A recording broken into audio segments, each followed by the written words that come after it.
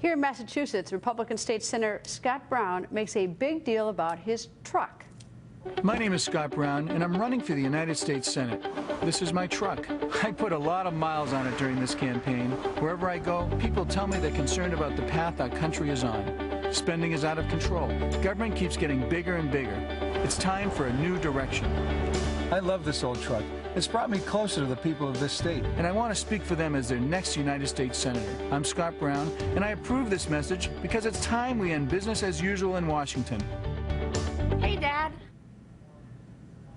Well, apparently President Obama is not particularly impressed by State Senator Brown's truck. Forget the ads. Everybody can run slick ads. Forget the truck. Everybody can buy a truck.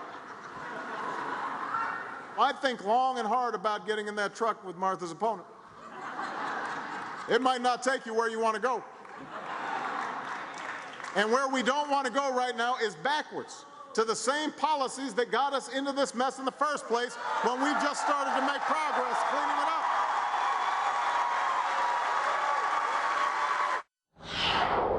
Steve Moore joins us live. He's a senior economic writer for the Wall Street Journal editorial page. Steve, do you think that the president would like a do-over on the line, everyone can buy a truck, when we have an unemployment rate of 10%? I bet he wants a do-over on that comment. Yeah, I think that was certainly a gaffe, Greta, no question about it, and he would probably take it back. But, you know, the fact that the president was attacking that ad, I think, is an indication of how effective that ad has been. What that ad does, Greta, is reminds people about many of the failed policies, not of George Bush, but of Obama and the Senate Democrats. The huge $10 trillion increase in the debt that they want for the next 10 years, the health care bill that's so unpopular, cash for clunkers program, the stimulus plan that didn't create jobs. And so I think the fact that he attacked the ad just indicates that Democrats are really feeling the heat of those attacks.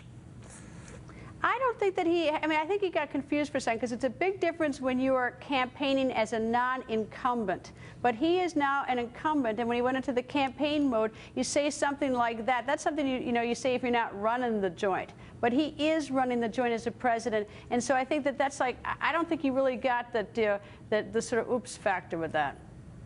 Well, that's true. And, you know, by the president going to Boston this weekend, he is, in poker terms, all in. I mean, they've thrown everything they've had in this race. They're spending millions of dollars. And, you know, what's really interesting about the president's visit is there's no indication that it had a positive effect. In fact, the overnight polling, to the extent we can trust that, suggests that Brown actually widened his lead after President Obama went into the state.